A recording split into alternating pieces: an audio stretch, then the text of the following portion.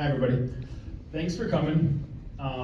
Thank you, Dawn, and all of the chamber members, board of directors, for putting this on, sponsors that we've already been thanked countless times. Thanks for putting up with me again. Some of you see me on Tuesday morning, Monday night. We had the speed dating deal. So appreciate everybody coming. And like we said, tonight's about collaboration. Tonight's about doing things differently. I'm probably the least likely guy that should be up here right now, to be honest with you, because I'm kind of a wild card. I got paint on my hands, I'm covered in sawdust still. Messy and human. Right? It's messy and human, like Elaine said, right? Anyways, today we're going to be interviewing our panelists, and there's a ton of wealth of knowledge that you're going to get from these guys. A couple have been on the podcast, a couple are still coming on the podcast, they just don't know it yet. For our first season to kind of end the show. If you haven't listened to it, I'm going to give myself a free shout out that you should go listen to the Business Life of Husband and Wife podcast. There's 39 episodes airing tomorrow, and doing things differently. The mayor is awesome. The episode with the mayor is good. Medium. That was a paid shout out from the government.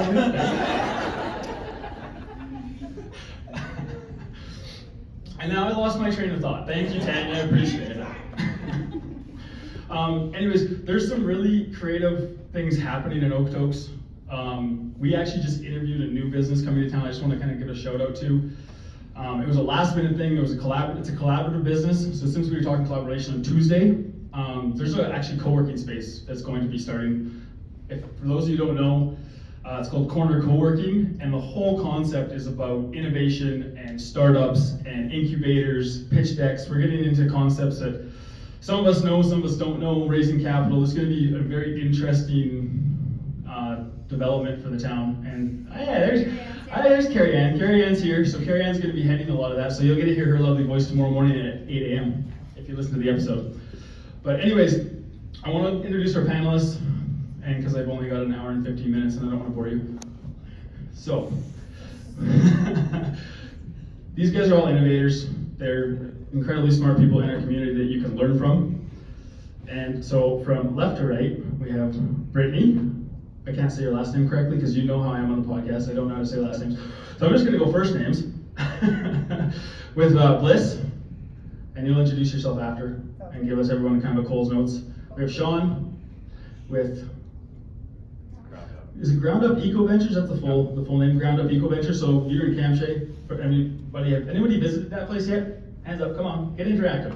That's the whole point. I don't want to be boring. Okay? Super innovative company, really cool products coming out of there. And then Arden.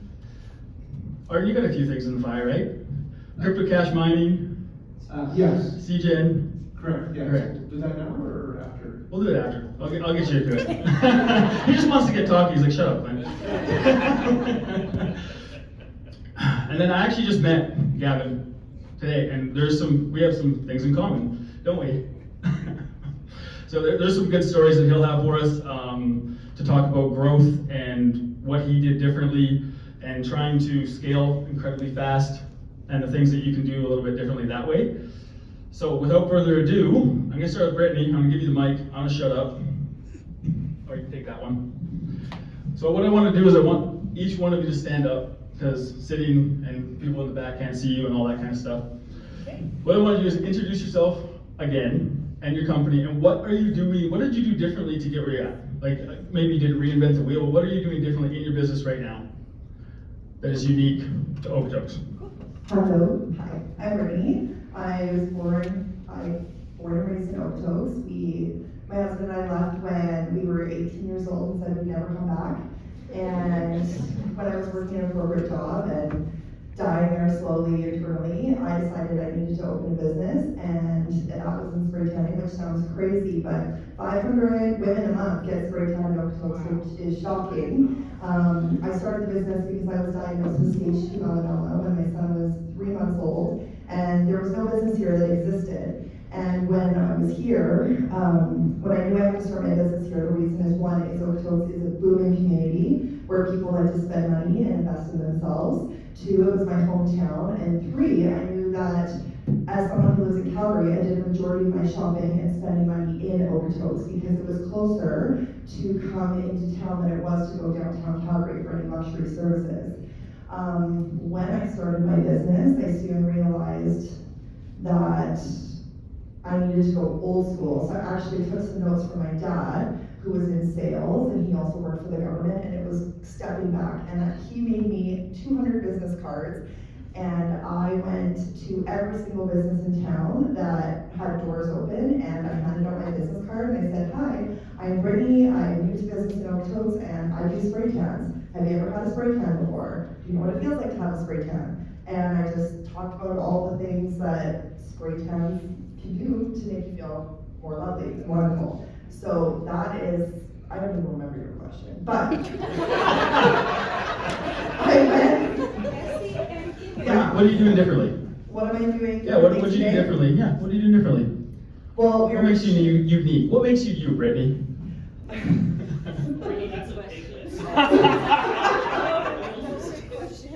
Adam grew up with me, so he knows a lot about me. What we do differently is Bliss means pure joy. And so business is hard, life is hard, relationships are hard, work is hard. And in Bliss, we want people to feel pure joy and utter contentment, which is the definition of Bliss, when they come into our business. So we don't discriminate, our doors are always open, children are always welcome, and that our hearts are always open to people. And I think it is rare to find that nowadays, especially when you're in the beauty industry and the service industry. It is cutthroat, and Bliss is different for that reason. Perfect. That's all we needed. So you're in the business of people, everybody. That's something people don't really get. No matter what you start, you're in the business of people. You're not in the business to make money. You're not in the business of financials. Not in the business of making doilies. Whatever you're doing, you actually are in the business of people. Building your team, building up a product that actually benefits your community, the people outside the community. And so, Shawn. I have to follow that. You do. You're in the business of people. So why is your product so unique? What are you doing that is like so beneficial for the community and the innovation you're providing within the organization? Yeah, you bet. So I'm Shawn Leggett, the president, founder of GroundUp. We've lived in Okotoks for 12 years. Is it 12, 13? It's 12 or 13, something like that. Love it. Moved here from Lacombe, spent 23 years in oil and gas, and now we have a sustainable food processing company. And what we do is we upcycle the byproducts of brewing beer and coffee. Brewing beer, simply put, makes barley a superfood. Brewing coffee, the potential in coffee is huge. So what we do is we affect the environment because we reduce greenhouse gas emissions. We affect your health because our food is all high fiber, high protein, it's all great for digestive and everything else. And yeah, the reduction of greenhouse gases and being able to be involved in your community, being able to do things like that is what we do. So we looked on a macro level on things that are happening globally, saw a huge opportunity. So upcycling on a global perspective is $53 billion as an industry, and Canada is way behind.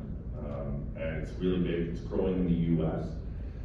We are the only company in North America that upcycles coffee grounds. There's companies in Australia, Asia.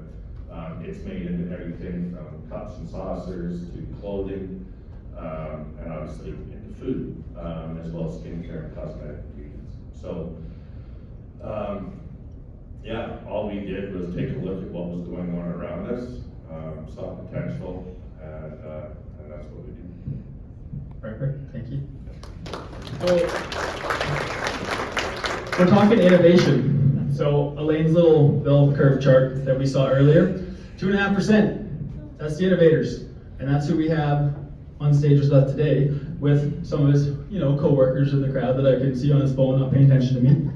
Hi, Steve. So, Arden, what are you guys doing innovation-wise that is so much different and that is going to benefit this community and globally what's happening with it? Yes, So good evening, everyone. My name is Arden Stiles, and I'm the Chief Operating Officer of CEGEN Environmental Group, a company that was born from the fertile minds of three partners right here in Okotoks. I came later in the business, and we're expanding continuously over the past 4 years. We do a number of things. We make industrial noise control equipment. So if you're an oil and gas company, you typically make a lot of noise and you're not allowed to do so. So we make very large muffler systems and attenuation systems, bring them within compliance. The second thing we do is make industrial enclosures. So if you have big equipment out in the field, you can't leave it out in the rain typically, so we build enclosures to go over top of that. The third thing we do is build crypto mining infrastructure for global crypto mining companies. We are expanding so fast that we've just taken the keys of a 17,000 square foot manufacturing facility, and that facility will be online in November. It's also sold out until next spring, believe it or not. So we're expanding like crazy. So what do we do differently? We do three things. We're first, we're different, and we're unique. In everything we do, we're first, and we're different, and unique. And we can get into what that means a little bit later. But as a business, you can be first, but if you're not different and unique, it's going to be tricky. You can be unique, but if you're not different and first, it's going to be tricky. So the golden ratio is to be first, different, and unique. So everything we do, from the way we answer the phone, to what we serve to our lunch and learns, to how we travel, and to how we communicate to the world, is first, different, and unique. Thank you.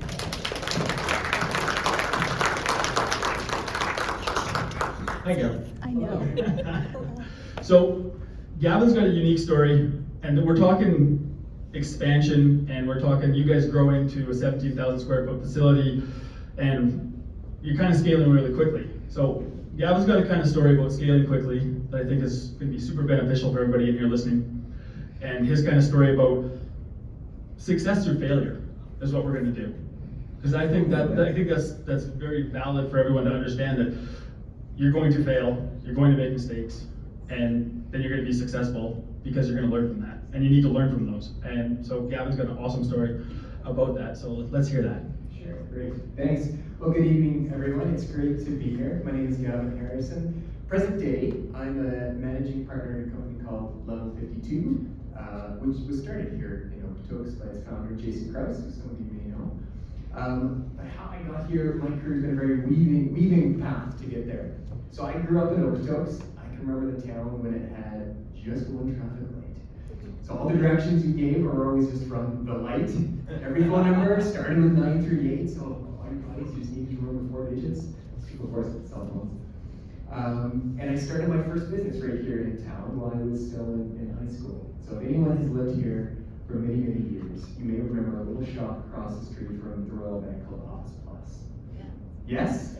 Fantastic. Well, there you go. Do you remember that handsome young man that started? No, so really my journey in entrepreneurism started with breaking some rules. Their normal construct said that, well, you're in high school, you don't start a business, let alone a brick and mortar shop. But at the time, I thought I wanted to be a graphic designer, and that was a great way to be able to connect with the business community and sell my services as a graphic designer. Very quickly realized that it was the running the business that I was really passionate about, and I was only a so-so graphic designer to begin with. So I grew that little shop in Okotoks, and eventually sold it with ambitions to start something even bigger, and moved into the city. Changed the business a little bit, and we were focused on providing graphic services, short-run printing, specifically for the hospitality industry. So we kind of niched down, and we specialize in working with restaurants, nightclubs, bars, lots of menus, worked with lots of breweries, liquor brands, and turns out there was a real need there for what we were doing. We basically were the guys that could keep them compliant with all the rules and regulations around advertising liquor. So we were onto something. So we grew that business quickly in Calgary, expanded to Edmonton, expanded to Vancouver. Eventually we had 8 offices all across Canada. We were working with all the biggest brands in the liquor, beer, and wine industry. And we had done over $30 million in revenue before I turned 30. Then when I was 31, we had a whole new milestone. I went bankrupt. So we scaled up and we focused on grow, and I wasn't paying attention to the right things along the way. So many lessons wrapped up in that, but the big one would be that bigger is not always better. Only better is better. So we can dive into some more of those lessons later, but that's where I got my start, right here in Okotoks.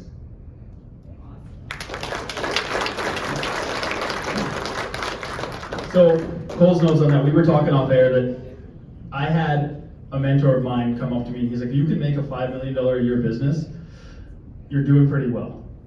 You're paying your staff well, you're paying yourself well, your net income should be pretty good, and your bottom line should be very good. You should be pretty happy with that. That's 1% stuff, right? So that's the big one for me, is like, that was one of my mentors that told me that. But the thing is, and we're trying to build a community, right? Everybody here wants to be successful. So I want to hear, first thing I'm going to go to the crowd before I go to you guys. I want to hear you guys' definitions. I'm going to pick on some of you. And I want to hear your definitions of success, because success is relative to your community, people you build yourself around, who you're with, and money. There's a quote from a funny guy that I really like to listen to. His name's Dan Pena, and he's like, if you don't think money can buy happiness, you don't know where to shop. Right? So if we don't have companies that are innovative, that are profiting, that are doing well, they're not going to be able to pay their guys, their people, anyone working for them at the level that they can reinvest back in your community. So I want to hear from you guys your definition of success in your business. So Lisa, I'm going to pick on you because you're right in front of me. I knew it. Yell it, stand and yell. What am I gonna stand and yell about? Yeah, what's your definition of success? If I can talk. Give her the microphone. Yeah, I'm going to go around the crowd then for a minute, then we'll... Success, I don't know. I'm not paying myself very well yet, so I'm not successful. It depends on what you've defined success as a business owner. So for us, success was building a community. I don't know if any of you have been to Hubtown. We try to build a community. We have just, and I'm holding my own product, but this is so shameless. Yay, hold it up, thank you. That's our first year in cans going out to all over Alberta. For us, that feels successful. It doesn't mean I'm rich, doesn't mean I'm gonna get rich. Turns out it's a really poor margin, but it's a revenue stream. Do I know what success is? Not really. It depends on how you define it. For us right now, it's community. That's it.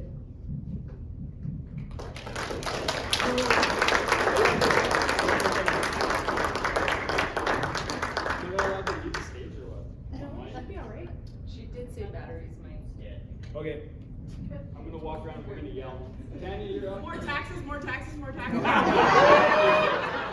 it. I'll move the way.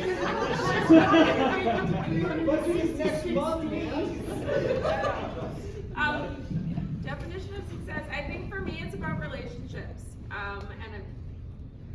You've heard me say it before, building a community and having a successful community is not about just the residents in the community or just the businesses in the community or just government. Government has a role, businesses have a role, and residents have a role. So if we want Okotoks to be the best of the best, it requires all of us in this room to do the best of the best of the best. So for me, that's success. And there's days when I look at social media and that defines whether or not I've had a successful day or not. So there, does that work? There you go. For me, it's relationships. It's relationships. If I can pick up the phone and I can find somebody that wants to get involved with something, or if I can take a phone call and connect them with somebody that allows them to do something that makes them successful, that's success for government.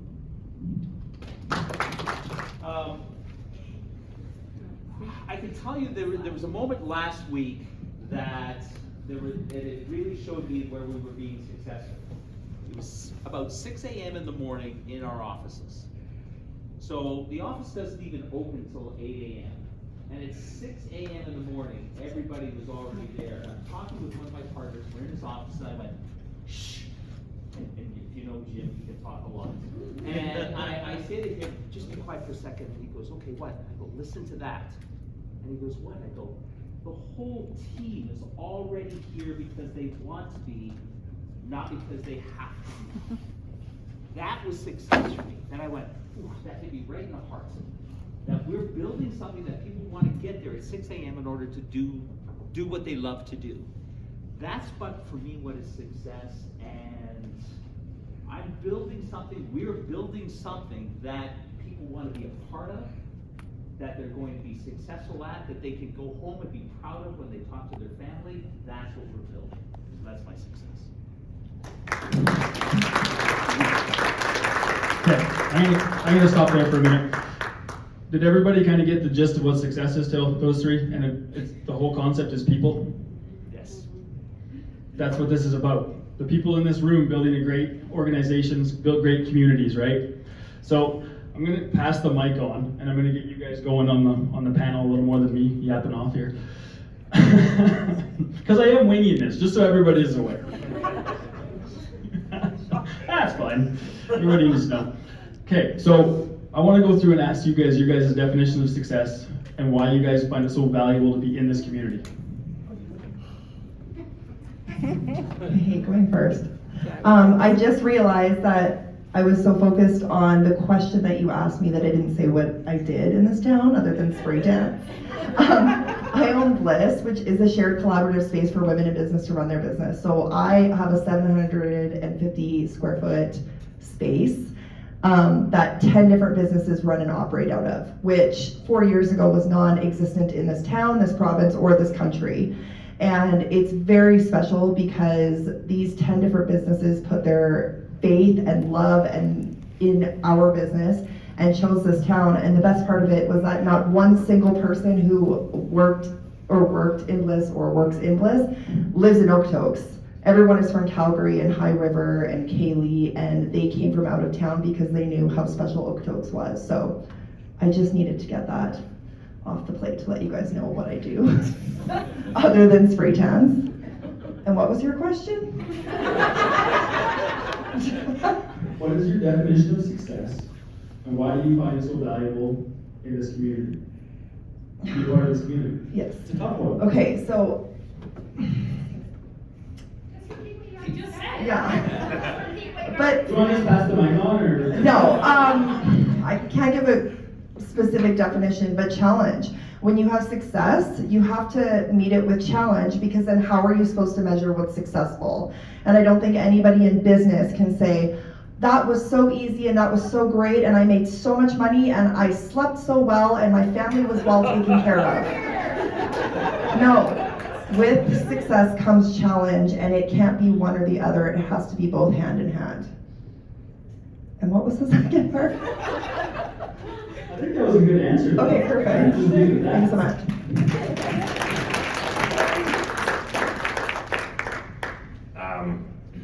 Success. That's a tough one because I measure it in different ways. I see, obviously, this is the big success of building your business and making money and doing all that theoretical stuff that they talk about in textbooks. I don't know what a paycheck is, so I don't know, but I measure success as every time somebody comes into our shop and I can tell them our story, that's success. I can tell them what we do, I tell them what we're about. And you can see people like, holy cow, because we get people in all the time and they're like, I've driven by here a million times, I have no clue what you do. So we tell them what we do and then they're like, wow. So just being able to tell that story is success. And then I always use the annotation of the Prete commercial. If you're all old enough to remember the Prete commercial, right? They told two friends, and so on. And so that's how I measure success, is just being able to engage people, tell them your story, tell them what you're all about, and hopefully they leave our shop, you know, with a good feeling, and they try our products and they have good response from that, and we build that community and that brand loyalty and everything. That is really big, because people at first look at us and say, what the hell, right? You tell them high fiber, high protein, and they're like, great, dry and cakey, and then you throw in upcycling and they're like, what the hell are you talking about? So yeah, that's how I measure success, being able to tell our story. Why Oaktoaks? Because it's awesome. Heck, like, why not? It has everything you need from a business perspective. It offers better lease rates, better operating costs. Taxes are still a little high in the back row. Yeah, exactly. Taxes a little high. But it's just a great place to do business, right? It's I have a 3-kilometer drive to work. The worst thing is the mule deer that gets in my way. And I tried to fix that last week. nah, it's all good. Yeah, but yeah, that's why.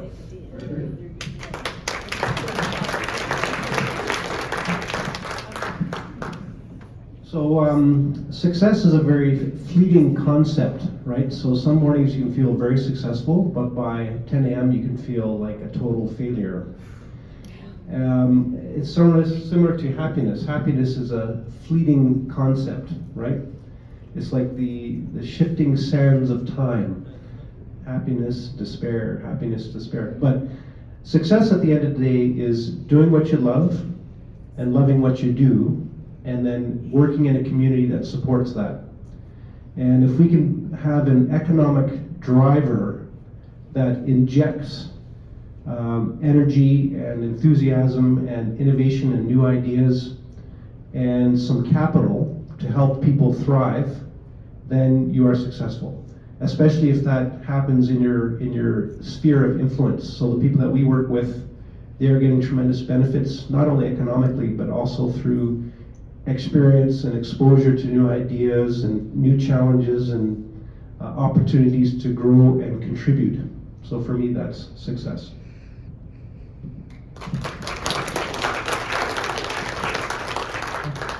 Supposed to follow that. So present day, I'm going to connect the dots to my journey up until present day. I work in the leadership development space, and when we work with clients, we ask them this very question: well, what is success to you? Let's define it. And all kinds of answers. Often it's monetary. Well, success will be when I achieve X, or when I get to the VP role, or into the C-suite, or whatever. And you can get so fixated on that like future state. And then we go, why is that important? And then you peel away the layers. Why is that important? Why is that important? And almost always you can chip away and you sort of reverse engineer from some financial goal to, well, that equates to happiness somehow. And you keep chipping away. And almost everybody comes down to some version of, I'm making a meaningful impact on the people around me. And that's often, when you strip it away, that's what it comes down to. And certainly that's what I navigate to, is I'm making a meaningful, positive impact on my community and the people around me, and that's success.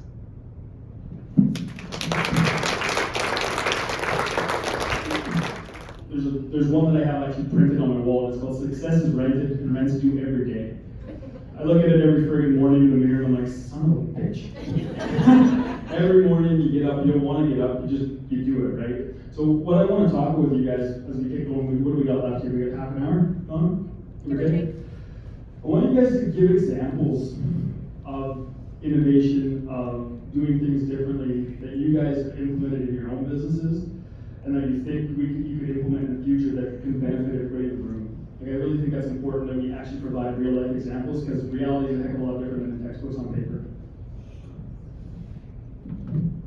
So something that we at Bliss do differently is we provided an affordable space for women to run their business. So in Calgary, Calgary, there are multiple co-work spaces for women in beauty services, and they were permanent rentals. So they're large spaces that have 100 to 200 square foot rooms that they charge about $2,000 a month for.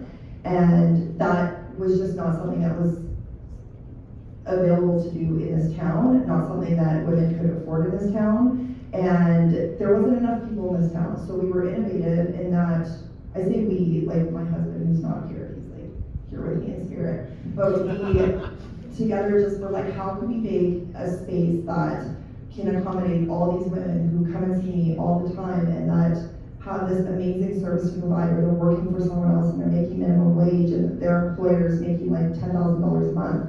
And it's, the light bulb went off, and it's make a space where women can come in every single day and work every single day. And each one has that day to rent one room, and they can make all the money in the world in that one day. So that's how we're innovative.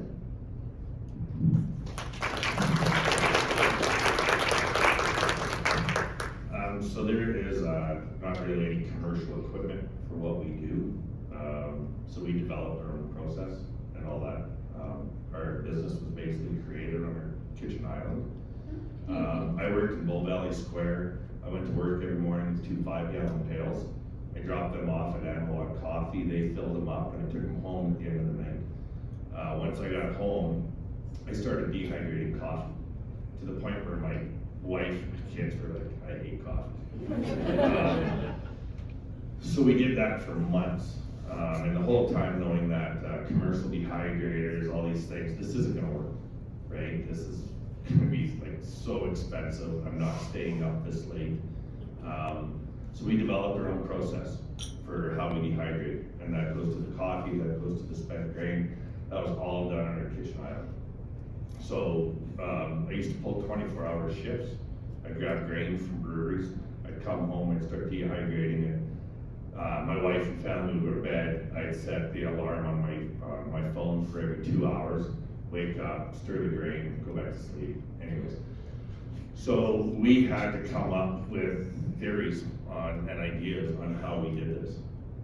And that's where I pulled on my experience in oil and gas to come up with methods, things that I knew of, blah, blah, blah. Did all this stuff on a very small scale. Ordered a shit ton of equipment. Talked to Ursula into giving me money. I don't know. Ursula might have used to have a drinking problem. I don't know, but she did. And then we did. We went and ordered the equipment, and thank God everything worked. There's been a ton of disasters since then. Things that have blown up, but our whole key to success is what we were able to innovate as far as processing. Which allows us to process high volume with low cost, and that's what makes us competitive against everything else. And upcycling in itself is innovative.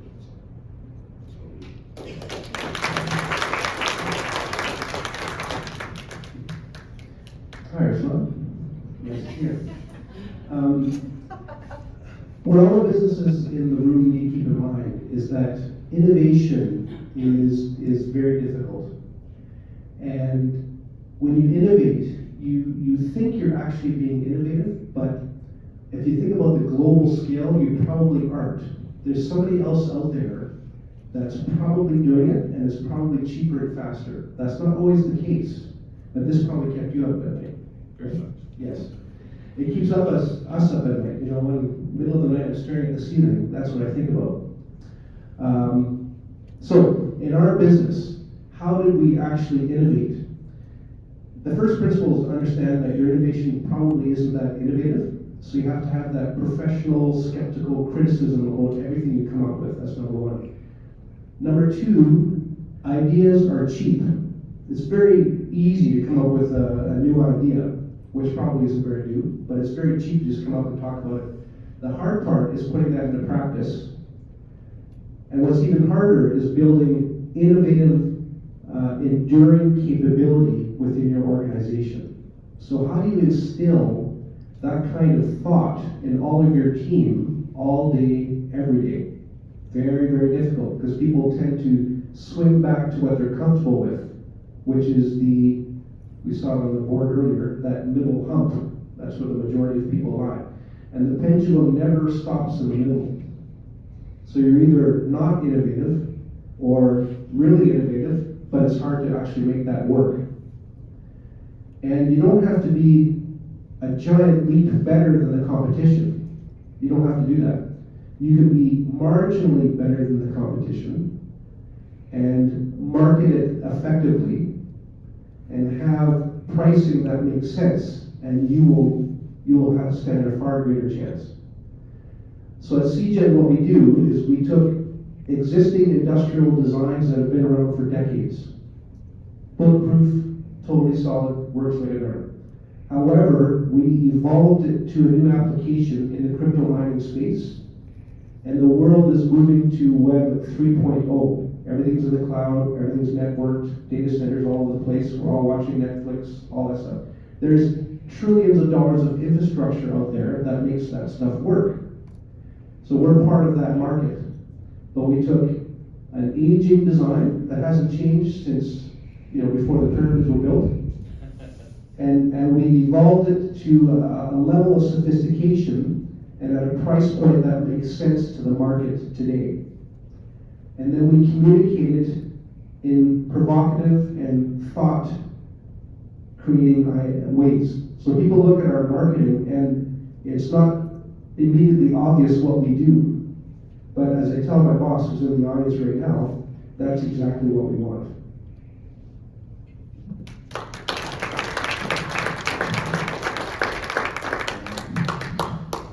One of our core values is deviance. Sometimes when you tell people that, they think, oh, you guys just break all the rules?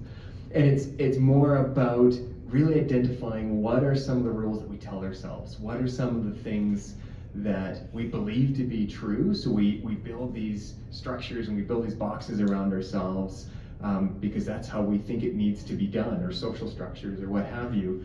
And innovation usually happens when you go, well, why can't we do this a little bit differently? What really is stopping us from being able to do this differently? And there's a Mark Twain quote that I've always liked, and I'm gonna get it 100%, but it's something to the effect of, it ain't what you don't know that'll get you into trouble, it's what you know for sure that just ain't so.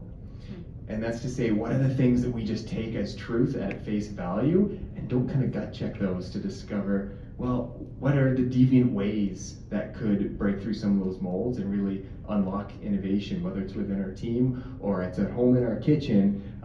There's many opportunities to really breed that innovation within your organization, but it all starts with a willingness to break the rules that you set for yourself and those limiting beliefs that you set, and just be able to reframe them as, well, what's a different way we could do this?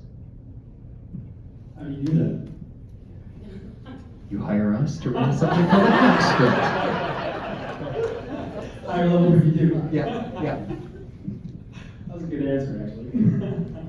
So, guys, we talk innovation, we talk success, we've talked all these kind of different concepts. What I want to talk is, because we just left off on leadership. I think a lot of us want to learn how to be better leaders, how to be better people, how to build better teams. So I want to get into that a little bit, because I think it's vital, and that's the whole concept. We're in the business of people, like I said at the beginning. The whole community's kind of involved, and we need to be better at being together. So I want to talk about building our people up and building up our community with you guys, and how we can do that more effectively, and just some tips and tricks that you guys use when you're, maybe onboarding or in talking to your clients one-on-one, how you make them feel good, whatever it might be. The floor is open for that kind of concept of just how do you build your people up. The big thing for me is humbling yourself. I think when you are an entrepreneur and you're in business, you think you're the best of the best. And we all think that we're really good at what we do, and we are really good at what we do, but we all make mistakes. And I've had many experiences with people in this room where I've made mistakes and people have been comfortable enough to come to me and talk to me and just give me some feedback about what I could do differently, what I could say differently, how I could act differently. And it's taking that feedback from clients, from fellow business owners, from family members, and just really taking a seat back and thinking, okay, if what I'm doing as a business owner and a person is having some sort of impact on them, maybe it's not just one person, it could be multiple people, and I need to consider how that's reflecting me, myself, and my business. So it's just always being open to feedback, and it might be good feedback that's going to be helpful, and it might not, but it's just always humbling myself and just making sure that I'm staying grounded no matter how successful you get.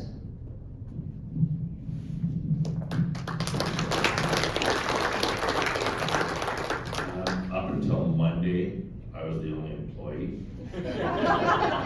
So motivation was really easy. Criticism was really hard. lots of time looking in the mirror, calling myself names. I'm not a dumb son of a bitch, but I didn't call myself that. I think the one thing I really learned through the whole thing is, like you said, entrepreneurship is hard, right? Trying to build your own business, you ask yourself, like, why on God's green earth did I do this? Maybe it's just easier to go to work for someone, take the paycheck, put up with the crap, and I'll just go to work every day and finish off my days. I think the one thing I've learned is to find that one thing that happens, good happens every day, and focus on that. If you focus on all the crap, the equipment you break, the stuff you screw up, the conversations that don't necessarily go the way you thought they were, rejection by, distributors, customers, everything else, whatever can happen throughout the day. If you focus on that, you're done. You're not going to last very long, because you're going to go and work every day disgruntled. If you focus on that one good thing that happened that day, maybe it was the one sale, maybe it was the one conversation, anything like that. Focus on that, and that helps you get out of bed the next morning, and that keeps you going. So now that I have an employee, it's just focusing on that, right? This is good. This is what happened today. This is what's going on. This is all the good stuff. And not to tell that employee all the crap that's going on, right? Keep that stuff to yourself. Your business struggles, it's your business. You deal with your business struggles. But if you want your employees to show up at 6 a.m. and be eager to go, tell them all the good stuff. Tell them all the opportunities. Tell them all the good things that can happen. Keep all the crap to yourself.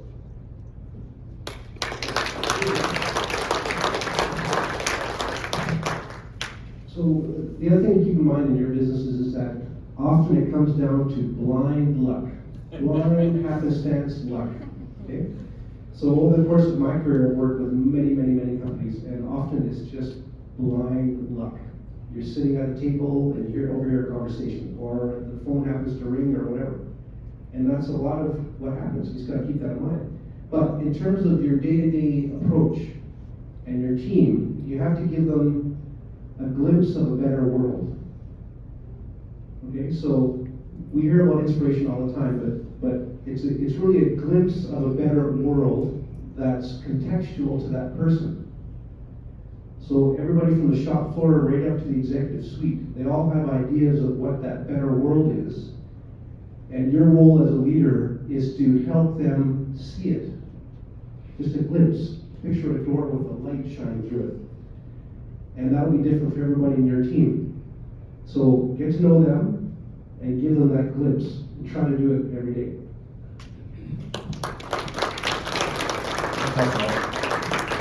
Building on that a little bit, as entrepreneurs, we all get to wear many hats. Some of them really fun, like your own bookkeeper and your own janitor and all those other ones. But I think the most important from a leadership standpoint is if you hold that the most important element of your role is to be committed to the development and learning of your team, in whatever capacity that means within your business, they'll meet you halfway. If you show them that you're committed to them as a person and you're committed to their growth, they'll be just as committed back to your business. It's like that old story of two business partners, and one of them says, I don't want to invest the time or money to develop our people, because what if we do that and then they leave the company? And the business partner goes, yeah, but what if we don't and they choose to stay?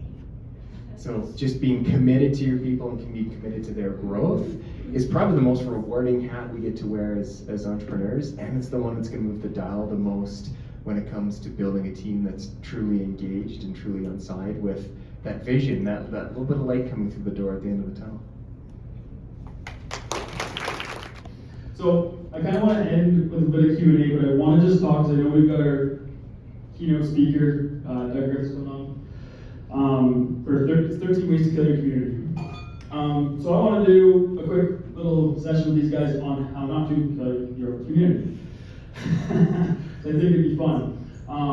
For an example, I just want you guys to give us some examples, some practical. So for us, for my team, like this is just how we're doing. We do, I don't know if anyone's heard of the Enneagram test, personality test. Very simple test. It basically puts your ego in a box, right? So we're gonna have a specialist come in and do every single staff member we have next week, no, the following week, And that way I'll be able to understand how to actually approach each individual personality better and understand where I'm sitting, because I can be all over the place, so it's really good for me. So I want some like real world examples of what you guys can offer everybody that they can help implement different tools they might be able to use for their teams. It's up to you guys do. Show up for other businesses. I know it's so easy to go to box stores.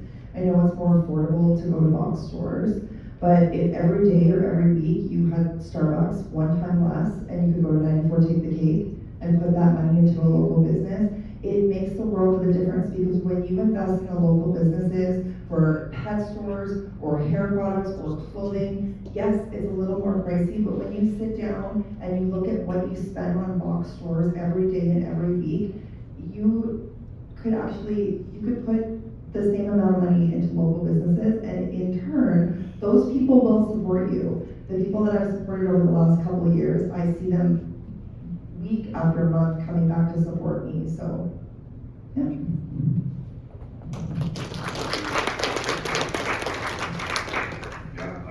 I agree with that. Being a business owner, I think hyper focuses you on supporting other local businesses. I would agree with that 100%.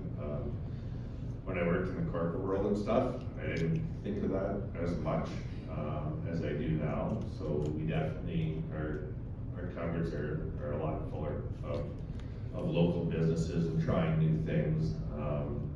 I know even when we do markets and stuff, the amount of bartering that goes on, just like trade, right? I'll give you this for that for this, and all of a sudden you're like, damn, this stuff's way better than, you know, Tostitos or anything like that. Yeah, so I think it's hyper important to focus on that. As far as community, like even teams and stuff go, based on my own history of coming up through oil and gas and stuff, I'll put huge stress on soft skills, never stop learning. Use all those tools. You should do Berkmans on your staff. I just happen to know someone that can do those for you. Not this guy.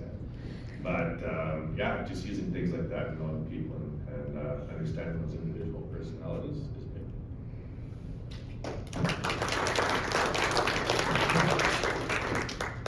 So the businesses here, you need to understand that everything you need for your business to be very successful is actually in this community. Everything you need. Now our business, it's a little bit more industrial scale, so we do have to source a few things out of the community, which is normal, but the vast majority comes from, 20 miles from where we're sitting. So everything you need, anything you're struggling with, any questions you have, any ideas, it's all local here. So our company, we use all of that, and we continue to use that every day throughout our existence. We haven't had to go overseas for anything other than potential material, but everything else is local. When we look at data centers, everything can come from Alberta. Everything can come from Alberta. So even, we don't have to go to China, really. But, so keep that in mind. So don't get discouraged. Everything's local.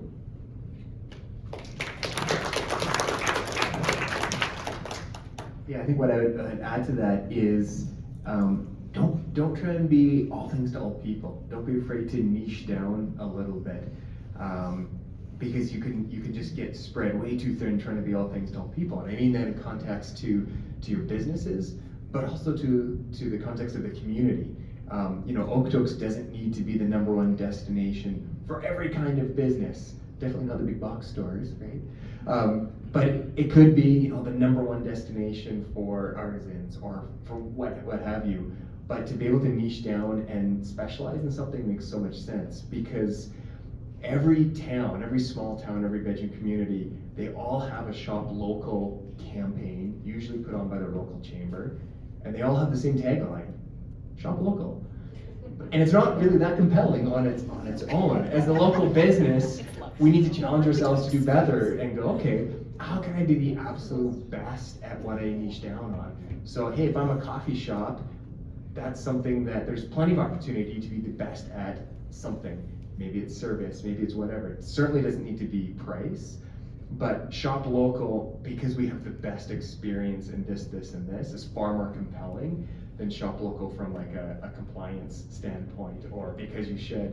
But really finding something we can be the best at. What's that? We have the only coloring book coffee shop. There you go. There you go. Therefore, the world's best, right? So something that you can niche down on and be the very best at is a far more compelling story when you bolt that onto the end of shop local, because that's all I have. You talk about that, you know, the big box stores, and don't get me wrong, I love our local independent businesses, but I think we also have to think about how do those big box stores help us? And how do we integrate with them? So we've got tons of traffic that show up at Costco. How do we make that traffic come elsewhere other than just Costco? They're gonna come for Costco, we all know that.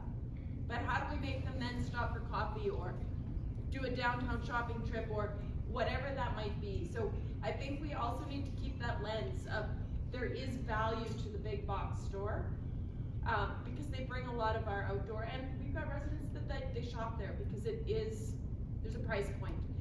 But how do we also educate them of what else exists in our community? So I don't want us to be small versus big. How do we create that circle of there's an advantage of both? So there's Well, I'll answer my opinion, Tanya. Personal excellence. It's the answer, is personal excellence. So if you want to be excellent at anything, you have to be well-rounded and be able to execute at a high level. So for us all in this room to execute at a high level, we need to be in groups like this, and we need to be talking about concepts like this. So for me, it's personal excellence. Anyone else on the panel want to answer that question? I'll just add, yeah, I think it's a valid point that you've got a dynamic with big box stores, and they absolutely have a role to play. So I would agree fully. It's like, how do you piggyback on that and go, okay, well, we have people from the south end of Calgary that find it way more convenient to pop out here because Costco is less crazy. How do we encourage them to stay for lunch and make a day of it? Exactly. And how can we give them the best Costco experience on all the things that surround Costco, not geographically, but on their trip? How can we be the community that has the best experience if you're coming to Costco? Because we've got all these other things you can do while you're here. That's it, exactly. That ties back to that niche. Finding your niche and promoting your niche, high-level marketing to bring people into your places, making something unique and creative. There's a lot of opportunity in like what we were talking about, not reinventing the wheel, but reinventing the wheel slightly. You know, maybe making it a better shape. You never know, right? So, anybody else want to answer Tanya's question on that? You guys are good? You don't know if I was the mayor? Oh, come on. So I got to call Costco the other day, actually. Here, at least take the mic. Size, I don't really need a mic. Yeah, we can hear you. Every single day with jewelry from Costco, and they're like, well, why can you not size this?